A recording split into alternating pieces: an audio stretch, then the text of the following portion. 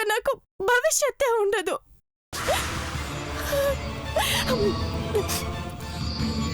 నువ్వు మా అందరిని విడిచి వెళ్ళిపోతానని మాటిచ్చినందుకే బావని బలవంతంగానైనా ఒప్పించాలని ప్రయత్నిస్తున్నాను. కట్టుకున్న భార్య భర్తతో ఇంకొకరిని కట్టుకోమని అంత సులభంగా ఎలా ఒప్పించగలుగుతుందక్క? నువ్వే ఒక్కసారి ఆలోచించు. నాకు ఆలోచించే ఓపిక లేదు. పౌర్ణమి రోజు అర్జున్తో నా పెళ్లి జరగకపోతే మీ అందరి జీవితాల్లో అమావాస్య ఉంటుంది.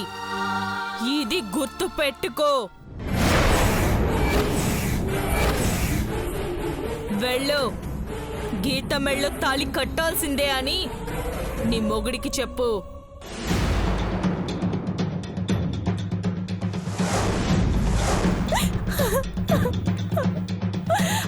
వెళ్ళ.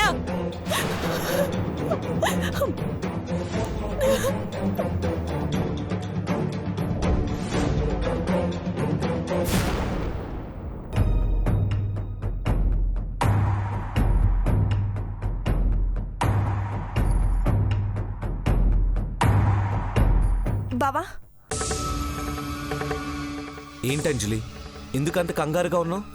సీరియస్గా అడుగుతున్నాను, ఏదో ఒకటి చెప్పేసేయ్.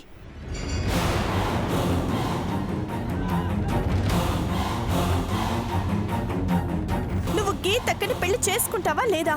చెప్పు బావా.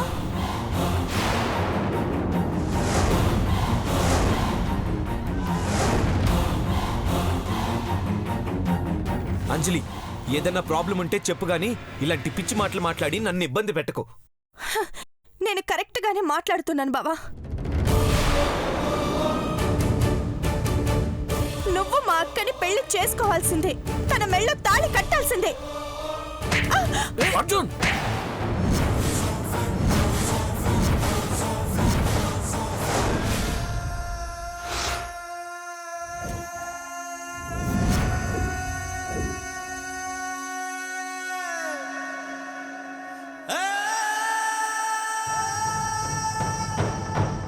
రే అర్జున్, ఏంట్రా అలా కొట్టేశావు? అంజలికి పిచ్చి కాకపోతే ఏంటన్నయ్య? నిన్నటి నుంచి గీతను పెళ్లి చేసుకుంటావా లేదా అని బెదిరిస్తుంది. నేను బెదిరించట్లేదు బావా, రిక్వెస్ట్ చేసుకుంటున్నాను. నీకేమైంది అంజలి? గీతను పెళ్లి చేసుకోవడం ఏంటి? నీకేమైనా పిచ్చా? మీరేమైనా అనుకోండి, పిచ్చి అనుకున్నా పర్వాలేదు, కానీ ఈ పెళ్ళి అయితే జరగాలి.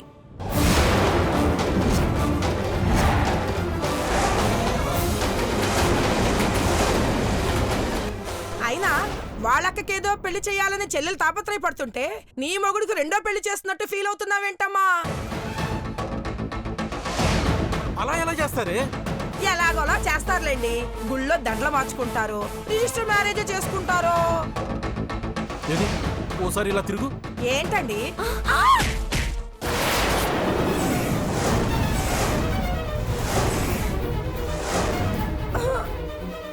నన్ను మీరు కొట్టారా? కొట్టడం ఏమిటే? చంపేస్తాను. తల తిరుగుతుందా ఏమిటి నీకు? అంజలి అలా మాట్లాడుతుంటే బుద్ధి చెప్పాల్సింది పోయి బుద్ధి లేకుండా మాట్లాడతావా? అయినా అమ్మకు బుద్ధి ఎప్పుడు వచ్చిందిలే నాన్న.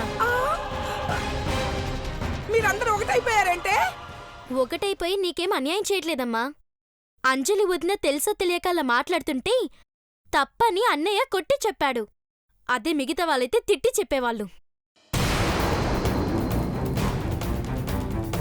ఇందులో నీ వాట ఏమైనా ఉందేమోనని నాన్న చేతి వాటను చూపించారు. నాకింత వయసొచ్చాక ఇంత మంచి పని కళ్ళారా చూశాను.